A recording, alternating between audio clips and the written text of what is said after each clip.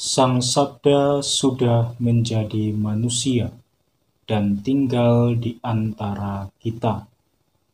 Sahabat Sabda Hidup yang terkasih, jumpa bersama saya Frater Anton, calon imam Keuskupan Palangkaraya. Permenungan kita pada hari ini diambil dari Injil Matius bab 11 ayat 20 sampai 24. Mari kita siapkan hati untuk mendengarkan sabda Tuhan. Dalam nama Bapa dan Putra dan Roh Kudus. Amin.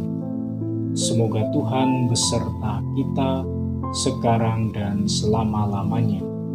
Inilah Injil Yesus Kristus menurut Matius. Dimuliakanlah Tuhan.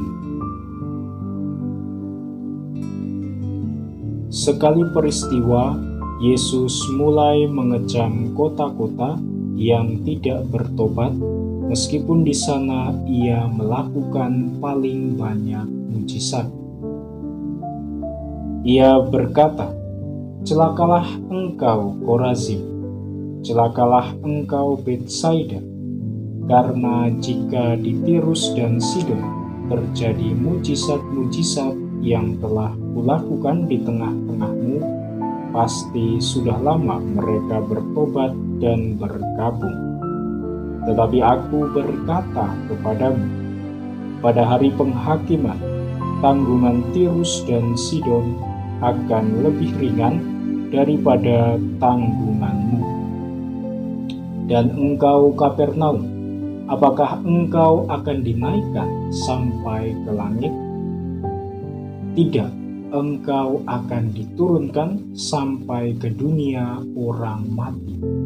Karena jika di Sodom terjadi mujizat-mujizat yang telah terjadi di tengah-tengahmu, kota itu tentu masih berdiri sampai hari ini. Maka aku berkata kepadamu, pada hari penghakiman, tanggungan negeri Sodom akan lebih ringan daripada tanggunganmu." Demikianlah Injil Tuhan. Terpujilah Kristus.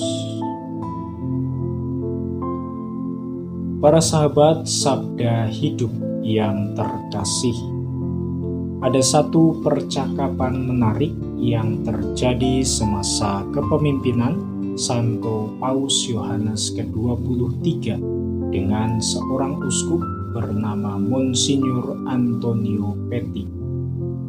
Paus Yohanes ke-23 berkata kepada uskup itu, "Manakah yang lebih baik untuk sebuah gelas yang kotor, membersihkannya atau membantingnya ke lantai?" Uskup itu lalu menjawab, "Saya kira lebih baik membersihkannya." Kemudian Paus Yohanes ke-23 kembali mengatakan, "Kiranya demikian, gelas yang kotor sebaiknya dibersihkan sehingga dapat difungsikan lagi. Sebaliknya, gelas yang hancur tidak berguna lagi sama sekali. Malahan serpihan-serpihannya di lantai dapat melukai banyak orang."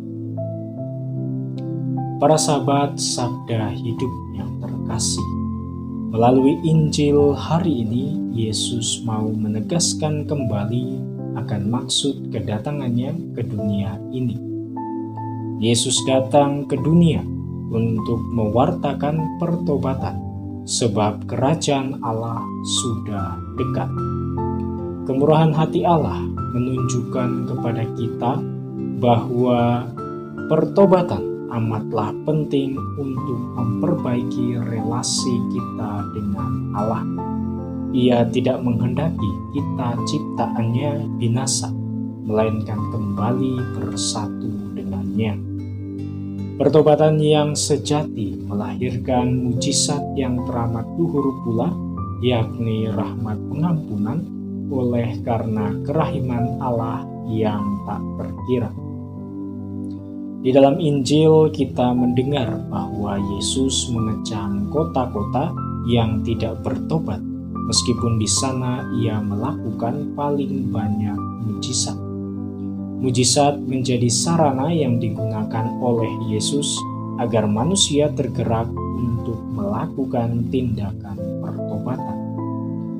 Yesus tidak mengharapkan kita terpukau akan mujizat-mujizat yang ia lakukan, tetapi ia menghendaki agar kita mau berbalik kepada Allah melalui pertobatan.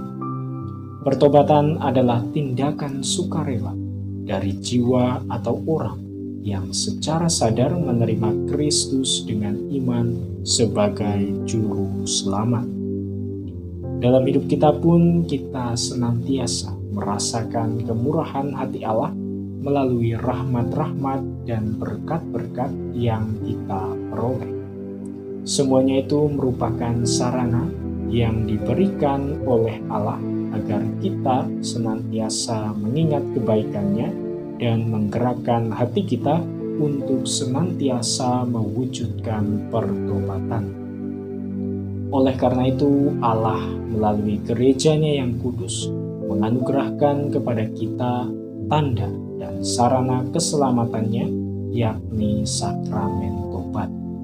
Sakramen tobat kiranya tidak hanya kita jadikan sebagai sarana kita untuk kembali kepada Allah pada masa Advent atau Prapaskah saja, tetapi setiap hari dengan penuh kerendahan hati kita mau menyesali segala kerapuhan kita melalui pertobatan.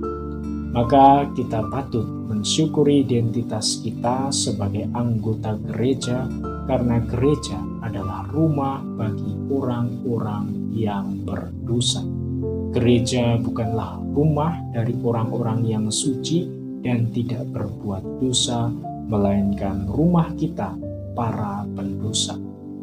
Ibarat kita pergi ke rumah sakit oleh karena kita menderita suatu penyakit atau mengalami rasa sakit, demikian pula kita masuk di dalam gereja sebagai persekutuan umat Allah oleh karena kita menyadari bahwa diri kita berdosa. Semoga Tuhan memberkati kita, melindungi kita terhadap dosa, dan menghantar kita ke hidup yang kekal. Dalam nama Bapa dan Putra dan Roh Kudus. Amin.